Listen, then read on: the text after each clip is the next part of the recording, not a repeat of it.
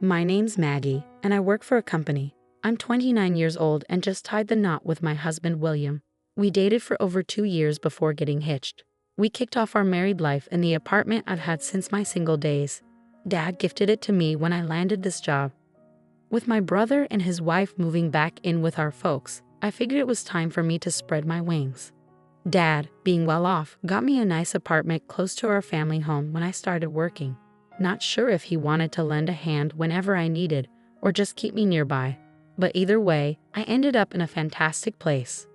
When my husband and I decided to tie the knot, his cramped apartment wasn't going to cut it for the both of us.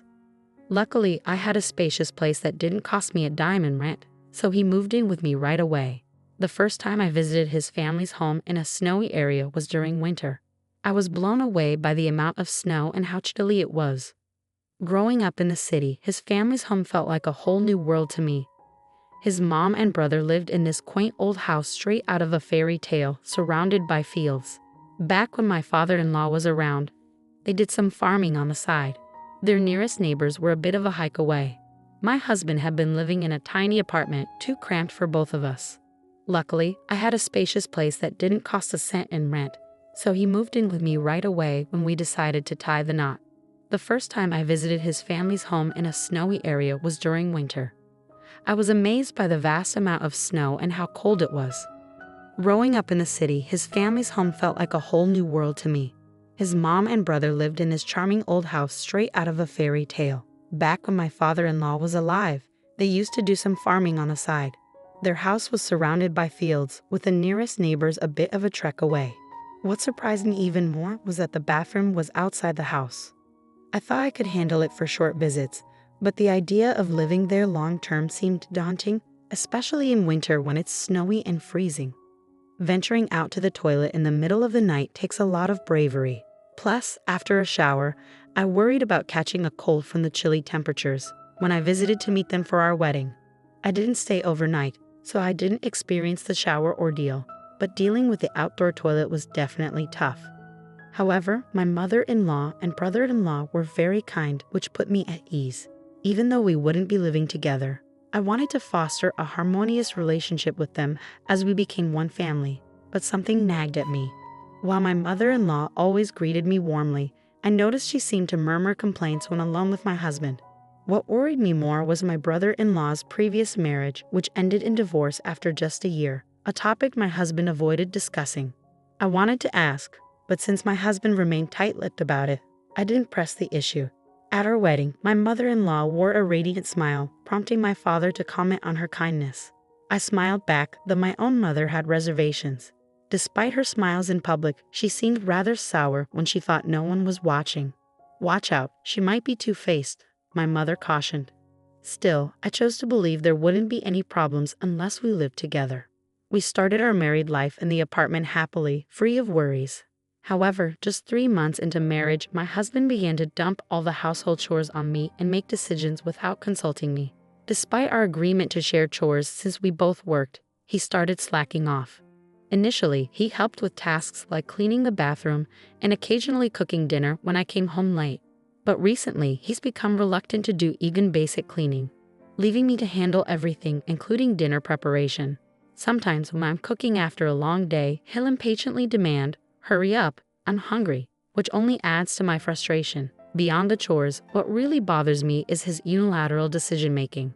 Perhaps there were signs I missed before marriage, or maybe I misjudged him as a decisive and dependable man. Not long after tying the knot, furniture and a sofa suddenly appeared in our home. I was taken aback and asked my husband, "What's going on? Where are we going to put all this new furniture?" He just smiled and said, "I didn't feel the current vibe of our room suited me, so I decided to switch up the furniture for something more to my liking." He wanted to get rid of all the furniture I had chosen and replace it with pieces that matched his taste. If he had talked to me first, we could have picked out furniture together. But he acted on his own, completely disregarding my preferences. It's fine for him to decorate his own space however he wants.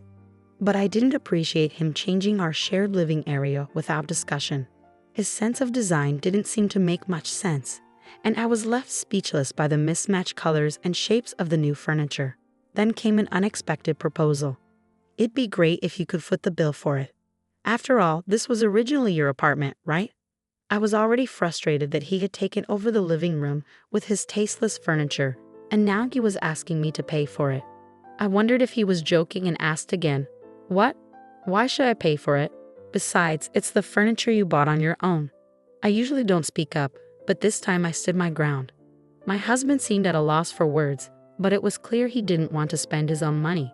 This year marked our first Christmas since getting married, so we decided to spend the holidays at his parents' place.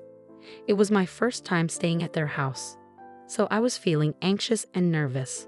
My mother-in-law spoke kindly, "Maggie, just relax and make yourself at home." However, I couldn't fully let my guard down, mindful of my mother's advice. I remained cautious, sensing there might be more to my mother-in-law than meets the eye. When I first arrived, she did nothing but rest, sharing stories of how brides used to eat alone in the kitchen in the past. "It's nice that we can all eat together now," I said, puzzled by her tales from yesteryears. I noticed my brother-in-law cautioning her, but my husband seemed oblivious. Enduring her sarcastic remarks, I offered to clean up after dinner. She smiled but declined, saying, "I'll handle it. Wouldn't want you to break any of our precious dishes." That's when I realized my mother's advice was on point. The first day was filled with her biting sarcasm, and unfortunately, things only took a turn for the worse the next day. That evening, my husband went out drinking with friends, and with my brother-in-law away on a fire brigade trip, it was just my mother-in-law and me at home. Honestly, I felt quite nervous. After dinner, while she was in the shower, I finally got a moment to relax. But when she emerged, she said, "I'm off to bed now. Don't forget to lock the front door." I awkwardly replied, "Okay," and prepared to take a shower in a separate bathhouse, which was quite chilly. Locals might be used to it, but for me, it was a bit of a challenge. Once I settled in, the lights in the main house suddenly went out. As I relaxed in the bathtub, I thought I heard footsteps outside, so I stayed still and listened carefully. After a while, everything went pitch dark. Initially, I thought it was a power outage, but when I peeked out the window, I noticed the lights in the neighboring house were still on. That's when I started to suspect if my mother-in-law was playing a mean prank on me.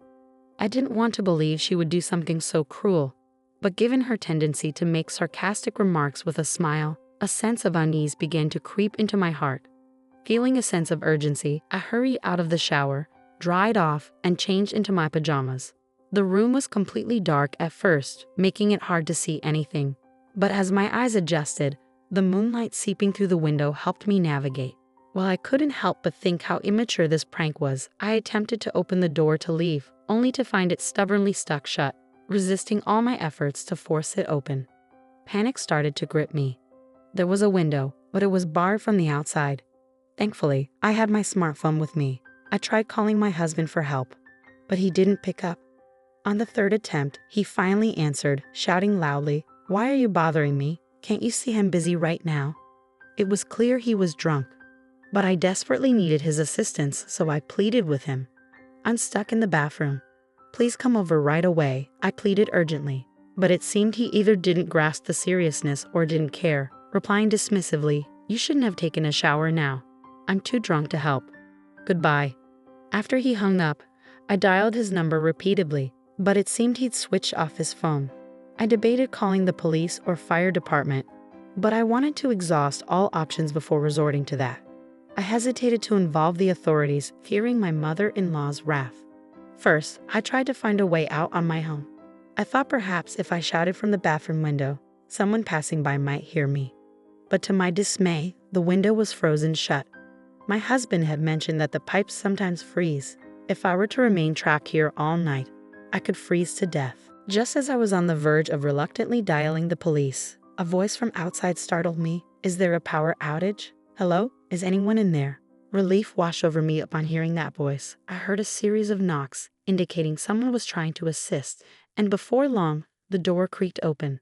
Gratefully, I thanked the elderly gentleman who had come to my aid. He sighed and remarked, "She never seems to learn, does she? Always finding ways to make life difficult for her daughter-in-law." This kind neighbor was familiar with my husband's family, a distant relative of his. He escorted me to his own home nearby. Upon seeing me, his wife appeared surprised. After the gentleman explained the situation, she warmly welcomed me inside. With a comforting gesture, she offered me a blanket since I was only dressed in pajamas and served me a cup of steaming hot tea. Once I had regained my composure, the elderly gentleman shared with me the unsettling history of my mother-in-law's treatment of her daughters-in-law. Your mother-in-law has a history of mistreating her son's wives. She's trapped several of them in the bathroom before. The wife of the eldest son was repeatedly locked in there and eventually left the household because of it. And it's not just her. When my husband was engaged to someone else before, the mother-in-law did the same thing to her. The elderly couple had noticed the bathroom light shining through the darkness and grew suspicious, prompting them to come and investigate. They knew about my mother-in-law's past actions and had come to the aid of others in similar situations before. Aware of our marriage, they seemed concerned that my mother-in-law might repeat her harmful behavior. Since it was already late and the main house was locked up, I decided to spend the night with the neighbors. The next morning, I was roused from sleep by the wail of an ambulance siren. Peering out the window, I spotted the ambulance pulling up at my in-laws' place, with my husband standing motionless near the detached bathroom. Curious, I made my way over. Perhaps my husband had mistakenly thought I was still trapped in the bathroom and called for help. But of course, the bathroom was empty. I felt a pang of sympathy for the paramedics, who had been summoned due to my husband's misunderstanding. As soon as my husband laid eyes on me, he erupted, "Why is my mom lying there? Weren't you trapped in the bathroom?" Startled, I glanced inside, only to spot a figure sprawled on the floor. The woman whom the paramedics were tending to sat up, gingerly touching the back of her head. It appeared she wasn't in grave danger, and I recognized her silhouette. It was my mother-in-law. Perplexed as to why she was there, I listened as one of the paramedics explained. She seems to have taken a fall and lost consciousness. We'll take her to the hospital for a checkup. It looks like she slipped on some soap on the floor. In my panic during the blackout, I must have left things scattered, like the soap. With no light to clean up, it seems my mother-in-law slipped and fell when she entered the bathroom to check on me in the early hours of the morning. As my mother-in-law was wheeled past on a stretcher, she shot me a stern glare. When my husband was taken to the hospital in an ambulance, the neighbors approached and offered their sympathy, saying, "We're relieved you're okay. It's like a form of divine retribution for the mistreatment you've endured as a daughter-in-law." I expressed my gratitude to them once more, realizing that without the elderly neighbors' help, I could have been the one being rushed to the hospital. After changing clothes, I informed my brother-in-law about my mother-in-law's hospitalization. He hurried off to join her there. Left alone, I made my way to the detached bathroom, pondering over the events of the previous night. At the bathroom door, I noticed a stick wedged in to keep it shut. That explained why I couldn't open it. That afternoon, my mother-in-law returned home from the hospital with my husband and brother-in-law, and she directed her anger at me. "If you had stayed in the bathroom and let me know, none of this would have happened." Before I could respond, my husband joined in, expressing his frustration. Exactly. If Maggie had just stayed put, my mother wouldn't be in this situation. However, my brother-in-law angrily intervened. "What's wrong with you two? Stop this cruel game of locking my sister-in-law in the bathroom." Later, my brother-in-law returned with a travel bag and announced to my husband and mother-in-law, "I'm done taking care of my mother. I'm leaving this house. Do as you please." Unable to endure it any longer, I turned to my brother-in-law and asked, "I'm leaving too. Could you drop me off at the nearest station?" Despite my husband's attempts to stop me, I stood my ground. "Let's get a divorce. You didn't help me when I needed it yesterday. I'll prepare the divorce papers." I got into my brother-in-law's car, and he drove me to the station, apologizing repeatedly. "I'm truly sorry, Maggie. I never imagined you would go through this. Those cruel people are no longer family to me."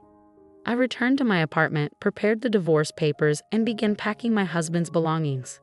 When he returned and saw his things packed, he initially thought I was joking about divorce.